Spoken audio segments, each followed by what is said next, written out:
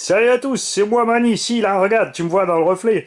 Je me suis mis ailleurs avec cette petite radio pour vous faire le tuto que vous puissiez y voir quelque chose. Nous sommes donc ici dans le tuto de la CRT4 Apsima. Wow. Et là, j'espère que vous allez y voir quelque chose. Menu principal qui s'affiche ici, comme sur le véhicule que nous avons installé, nous avons mis une tension de batterie et une température.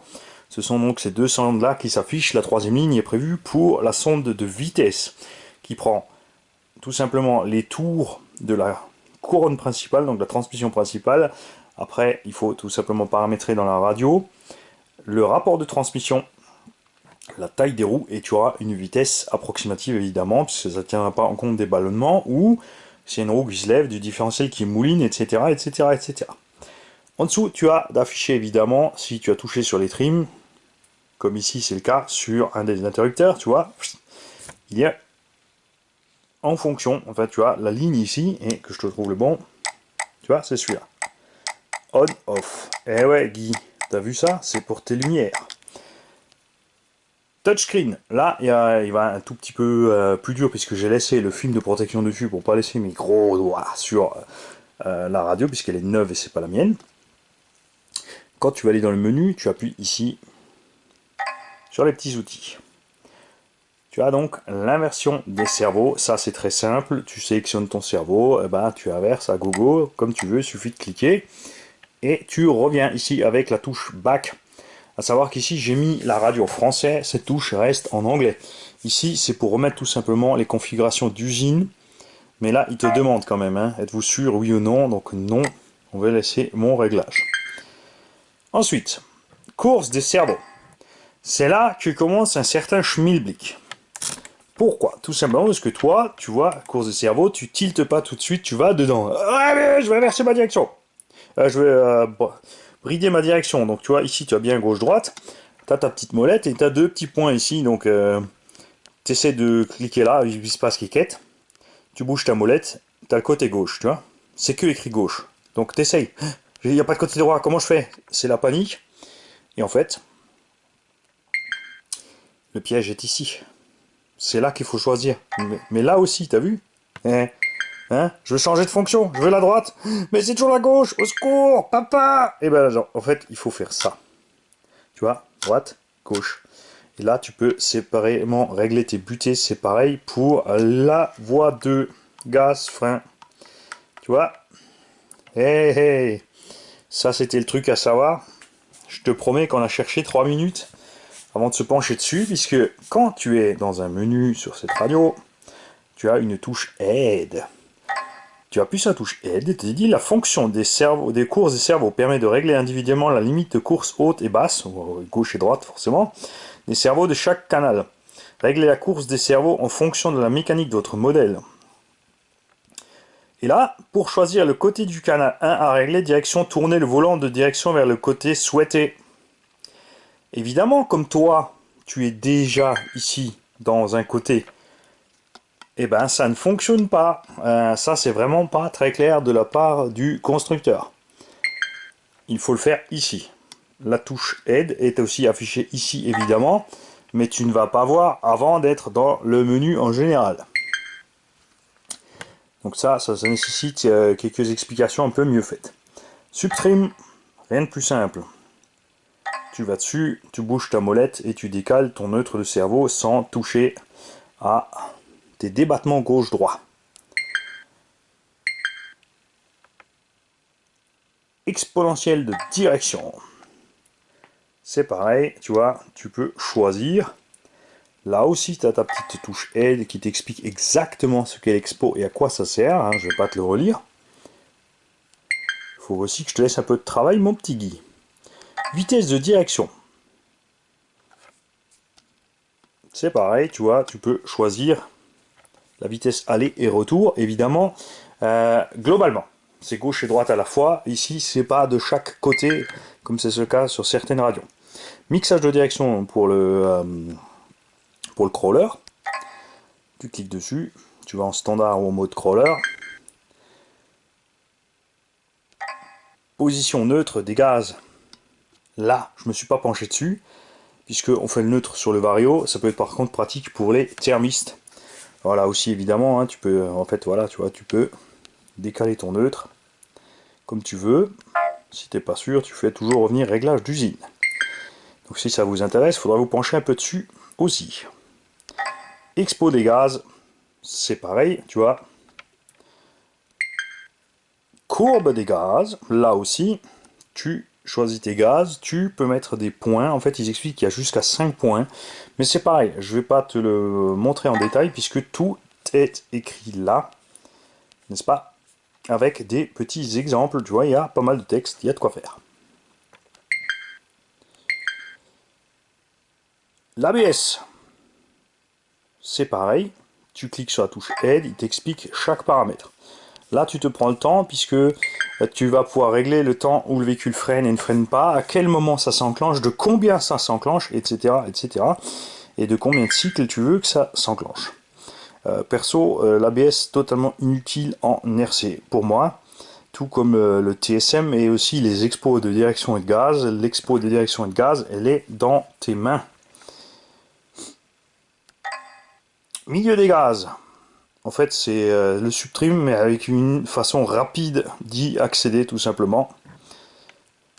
Très pratique pour les thermiques. Et la dernière fois, souvenez-vous, on cherchait donc le menu pour le langage. En fait, il faut scroller. D'un côté, tu as ici le ralenti que tu peux accélérer pour les thermiques, la coupure moteur aussi pour les thermiques, mode bateau, mixage des freins, mixage des voix. Tu actives en fait tes voix, tu vas sur la voix, tu mets on, tu mets off, tu la mixes avec ce que tu veux. Ça aussi c'est utile pour ceux qui vendent des fonctions de mixage, nous on s'en sert pas. Afficher cerveau, c'est une fonction pas super utile, tu vois, voilà. T'as tes gaz, t'as ta direction, le petit commutateur des feux, voilà. Chronomètre, tu cliques dessus, tu choisis le mode chrono. Chronomètre, compte à rebours, temps par tour, mémoire des tours, tu peux tout faire.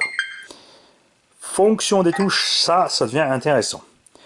Puisque là, tu peux rapidement choisir à quoi sert, par exemple, ce petit bouton-là. Donc nous, on l'a mis sur la trim de la direction. Il faut faire attention. Si les touches que tu veux programmer sont programmées déjà ailleurs, ça ne fonctionne pas. Il va te dire que c'est déjà affecté. Il faut donc trouver sur quelle autre touche ça a été programmé et mettre les autres. Ici, quand tu scrolles sur, tout simplement, pardon, ça allait trop vite. Ici, ouais, voilà, il faut bien rester là sur aucune fonction. Tout simplement. Ensuite, tu peux régler ce que tu veux ailleurs. Donc ici, le 1, on l'a mis sur... Pourquoi est-ce que c'est sur Channel 4? J'ai dû toucher, bien sûr, évidemment. Trim de direction. Est-ce qu'il l'a pris? Trim de direction, c'est bon. Le 2, trim des gaz. Là aussi, comme dit en brushless, pas vraiment utile. Le 3, on n'a mis aucune fonction. Le 4, ici, on a mis l'expo de la direction. On a l'expo des battements et l'expo exponentielle. Donc en fait, on peut régler les deux. Donc je vais peut-être t'activer effectivement.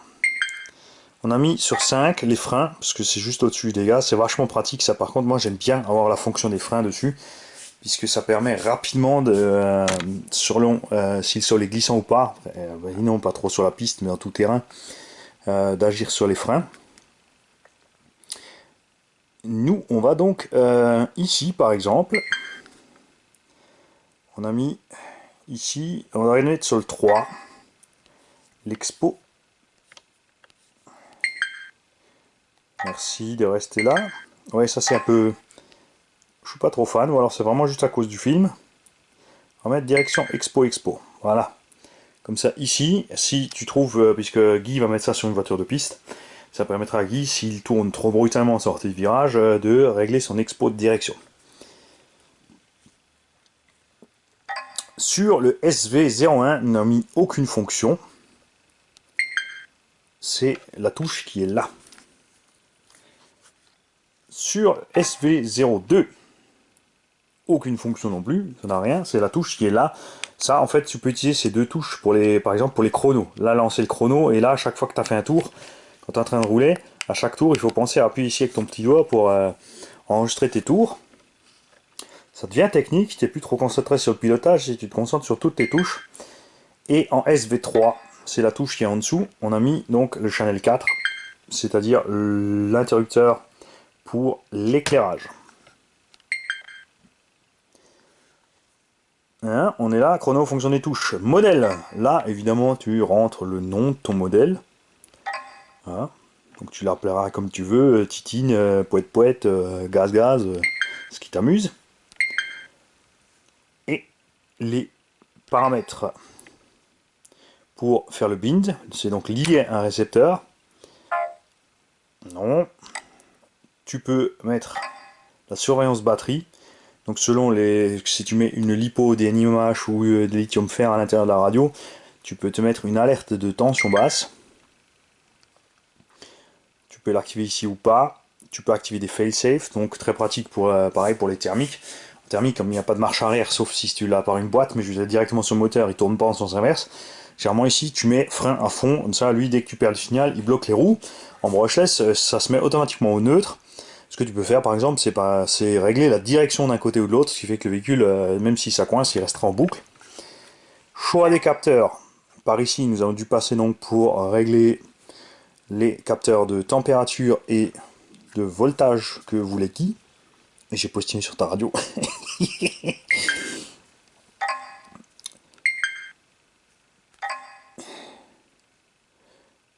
Et là, tu peux donc longueur de rotation, RAS compteur 1, RAS compteur 2, ça je me suis pas penché dessus. Ouais, hop, cliquons aide. Si un capteur de vitesse de rotation est connecté au récepteur, cette fonction crée un capteur virtuel de vitesse et deux capteurs virtuels de compteur kilométrique. Et ben voilà. Tu peux donc enregistrer ton kilométrage journalier, ton kilométrage total pour tes révisions. C'est assez funky. Et dans les paramètres système, évidemment la puissance de rétroéclairage, la durée, le son des alarmes, l'extinction automatique, calibration de l'écran, unité si tu veux du Celsius, du Fahrenheit, etc. Les langues, c'est là que c'est français, anglais, etc.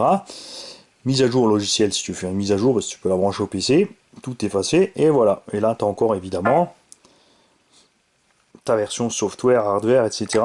avant de faire tes mises à jour pour que tu sois au courant de où tu es. Voilà, on va pas faire un tour plus compliqué que ça, j'ai pas envie de vous perdre. Surtout avec les mixages et compagnie. Ceux qui aiment bidouiller ce genre de choses, généralement savent s'en servir, ou alors savent le découvrir d'eux-mêmes, c'est pas un problème. Et moi je répète les mecs, votre expo de direction elle est là, et l'expo des gaz elle est là. Si t'es gaucher, bah, c'est l'inverse. Il y a beaucoup de gauchers aussi qui roulent comme ça, tout simplement. Cette radio, je vous le rappelle, on peut mettre le volant à gauche, à droite, sans problème. Les touches sont répétées des deux côtés. Ça y est. Et pour éteindre, ouais, tu appuies. Ouais, c'est pour éviter d'éteindre par inadvertance, en fait, faut rester dessus. Voilà. J'ai comme la caméra. Salut!